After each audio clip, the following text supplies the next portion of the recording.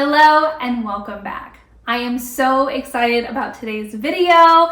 As you saw from the title, we are working on a gallery wall. You can see a little bit of the finished product here behind me. I'm so excited with how it turned out. And it was created all with thrifted secondhand frames, which is even more exciting. So in this video, I just want to take you through the process of finding the frames, looking at them, assessing them, and redoing some of them, tweaking them a little bit, finding our prints that went with this wall, and then assembling it and putting it up. It's been probably about a month or two since I've actually completed it, and it just really brings a little something extra to this room. As you can see at the beginning of this video, I'll show you this wall was completely blank, and it has been for the last 3 years. And I just wanted something to make this space a little bit more cozy. So I'm really excited with how this turned out, and I can continue adding to it as I find frames and art and different things that I like. So it's really fun and exciting, and hopefully it inspires you to, maybe shop secondhand. If you want to create your own gallery wall, you can absolutely do it with secondhand frames. In my opinion, they're a lot better quality. You can find a lot of wooden frames, vintage frames that are great quality, and they are a fraction of the cost. So without further ado, I want to take you through the process of creating this vintage inspired thrifted gallery wall. So the first step in building this gallery wall was sourcing frames. Now this took a little bit of time because it's not like going to Target or your favorite store and just getting all the frames that you need. It really was curating specific frames that were good quality, didn't have any damage, and kind of went with each other. So this is my favorite local thrift shop. I started here. They always have tons of frames, and on this particular day, I think I got several different frames, including this main middle focal point. It was the largest of all of the frames, the most expensive at almost $9. The rest of them were $1.99, 99 cents. And what I was really looking for was solid wood, because I wanted to be able to change them if I needed to. So there were a lot of different choices, and I was being very selective. I really didn't want to put a lot of work into some of them or any of them if I could help it. So I made sure that there wasn't any water damage or huge gouges. Now some of them did have scratches, and those are really easy to fix, but that's kind of what I was focusing on. So I started at my local thrift store. I went to a couple different ones. I went on different days. I also found a frame at a garage sale, one at an estate sale. So really, if this is something that you want to do, and really anything that is secondhand, it just takes time to source it. So it was really fun just searching and seeing what was out there, and I found a lot of really great pieces. Some of them weren't as high quality as others. There were a couple where I didn't realize they looked like solid wood, and I'm not so sure if they were. That was okay. It was totally easy to transform them, and I'm going to show you all that here shortly. But here is the lineup of all the frames that we're starting with, and now we can go ahead and get to building our gallery wall. So my plan was going to be to refinish the frames and put pictures in them and stuff, and then put them on the wall. But then I got to thinking, I don't know what orientation I want some of these frames to be. I don't know how many I'm going to use, which ones I'm going to use, and kind of the whole vibe that I'm going for. I mean, I have an idea of that, but I'm gonna just put everything on the wall, see how it looks, and then take them down individually and make the changes and repairs and whatever. I think that's how I'm gonna do it. Kind of seems like a roundabout way, but it makes sense to me. Seems a little easier, so that's how we're going to build the gallery wall. So I'm going to start with this. This was my most expensive one that I bought. It was $8. I do not like the print at all. I mean, it's not terrible, but it's not my style. This right now is oriented? Yeah, vertical. As a vertical orientation, I want it to be horizontal. This is the piece that I want to start with as kind of an anchor and then build around it. So what I need to do for this specific one is change this hanger on the back. So I'm just going to reuse the little screws, but I need to cut a new wire. So that's where we're going to start. This is going to be really casual because it is just going to be casual. I don't know. Let's just have fun with it. I was really going to take my time. I'm still going to take my time. I was going to be really meticulous with it and, cut out different sizes of each of the frames and put them up on the wall and then move things around. And I just decided I don't want to do that. I want this to be fun, and I'm usually not that meticulous anyway. So this is going to be great. We're just going to start. Okay.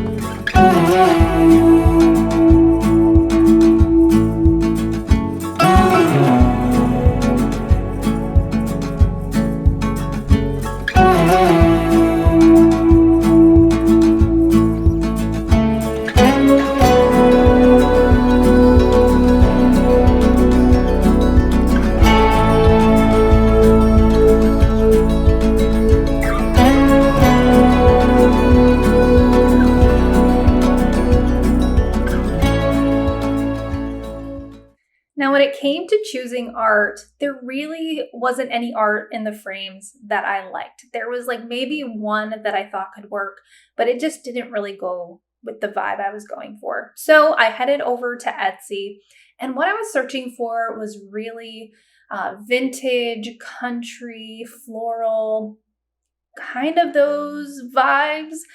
So that's really what I was focusing on. And I was able to find an artist, and I will link all of the prints that I got down below. But it was just a bundle. So there were several different kinds of prints, all vintage, all country. I don't know how to describe it. Very pretty, a lot of different varieties. And I was really happy with that. And then there was one in particular that I really wanted to add to this wall, and that was a picture of a dog. A few years ago now, we had to say goodbye to our 12-year-old lab. His name was Bear. He was a charcoal lab. We had him since even before we got married. We weren't living together or anything, my husband and I. For some reason, we thought it was a good idea to get a dog, but he, grew up with us all throughout our 20s. I think I was 19 when we got him. Silly looking back, but he was with us throughout college, us getting married. He went on our little mini honeymoon with us. He traveled all over the place with us. He was so good with our kids. He was, part of our family with both of them. And sadly, we had to put him down, and it was a lot harder than I thought it was going to be. I had prepared myself. I knew he was getting older, and his decline happened very quickly at the end. And he was just such a good dog, and I'm going to cry just talking about it.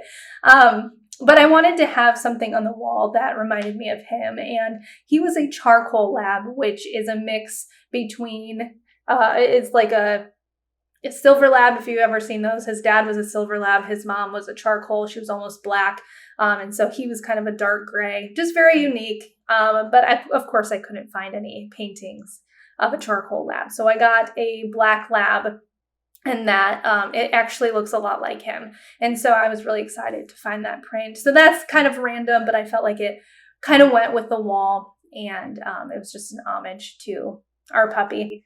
So anyway, back to happier topics.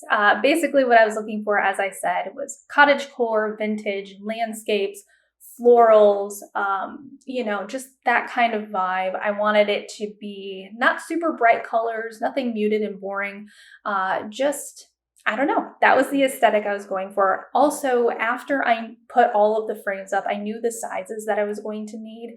So that took a little bit of time figuring out what prints that I wanted for each frame and just, you know, that overall figuring it out. So I ended up drawing out the gallery wall and really figuring out each piece and what I needed. So that took some time, but after I was done with that, I got them printed. I got them printed out at Walmart. I would suggest, you know, Walmart, Walgreens.